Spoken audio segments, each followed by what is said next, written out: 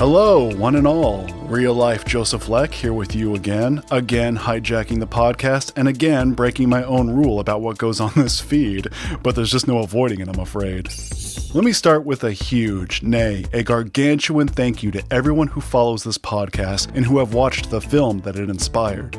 It's been an incredible year since Circle City Supernatural was set free upon the world. One of the most enjoyable aspects of the movie was then doing the festival circuit, which was so much more fun than I thought it would be. CCS was the official selection of several film fests, and the missus and I got to do some traveling.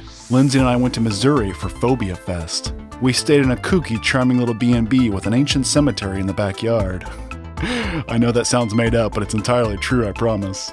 Then we trekked up to Wisconsin for the Port of Fear Festival, which was held right on the shores of beautiful Lake Michigan. No sign of the Golconda, sadly. And believe me, we looked. We were also part of the PopCon International Film Festival, held right here in our own city. Also hosted in Indianapolis was the Days of the Dead Film Festival, for which CCS was nominated for, let's count them out, Best Costuming, Best Story, Best Feature, and Best Indiana Film, and in that last category, we won. Of all those nominations, being awarded for Best Indiana Film was the one that probably meant the most to me, since we made the majority of our film right here in the Hoosier State, so that was an incredible honor.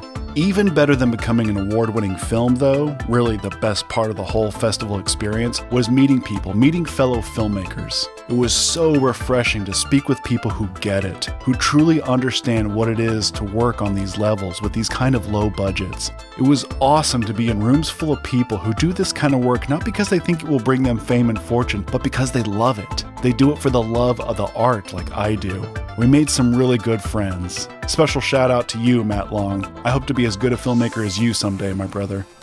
Now, in addition to the festival screenings, we did a couple of showings here locally.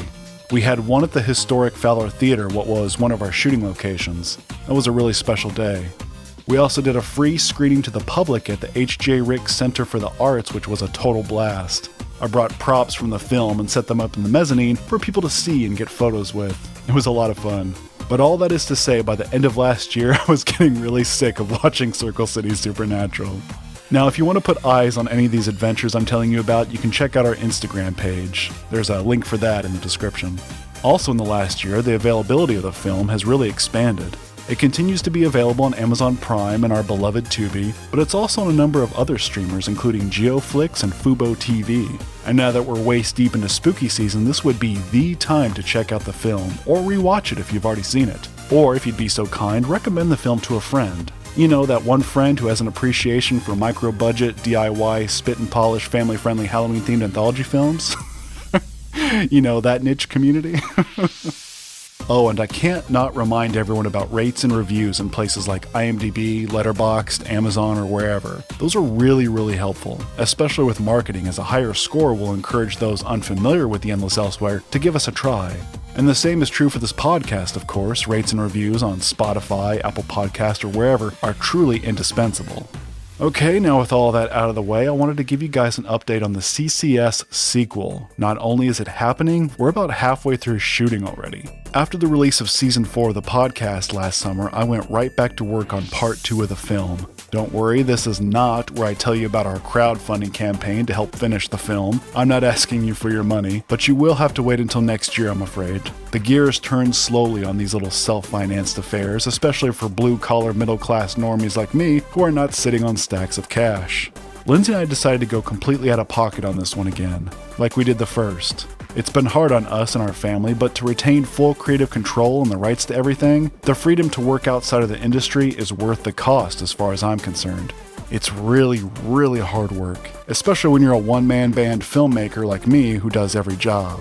But it's all okay in the end when you love the work, and I love the work. But if you do want to help us out in some way, it is now simpler than ever to do so. Just watch the first movie.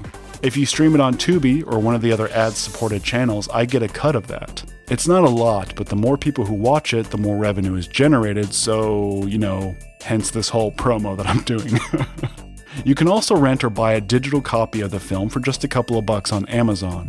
Additionally, if you're a physical media person like me, you can get a Blu-ray through the shop. Links to all those are in the description, of course.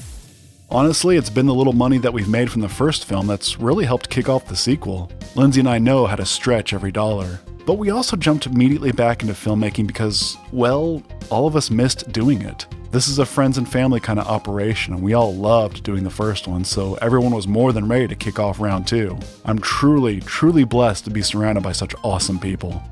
I've always heard filmmakers say that the best film school is to just make your own film, and boy, they weren't kidding. It's a lot of trial and error, and I made probably every mistake, but hopefully I've learned from most of them. I'm very proud of CCS, but quite sure that Part 2 will be even better. Oh, and just in case anyone is wondering, Part 2 will be the same format as the first movie. It'll be another night in Circle City and another batch of wild calls. Now, we'll continue to work on the film through November, but then break for the winter so that I can do Season 5 of the podcast. Then it will be right back to work on the film in the spring. If all goes well, we'll hopefully have CCS2 finished and available on Blu-ray by the fall of 2025. As for when it will hit the streamers, that's all up to the individual channels and will likely happen later that year. Okay, let me end where I started, with my sincerest gratitude to you all. Thank you to everyone who has reached out to me about the podcast and the film and the books and everything else that we do. Your words have been very encouraging and have kept me going. I really appreciate it. Now do me a huge favor and go watch Circle City Supernatural. Have a delightful spooky season, everyone. Joseph, out.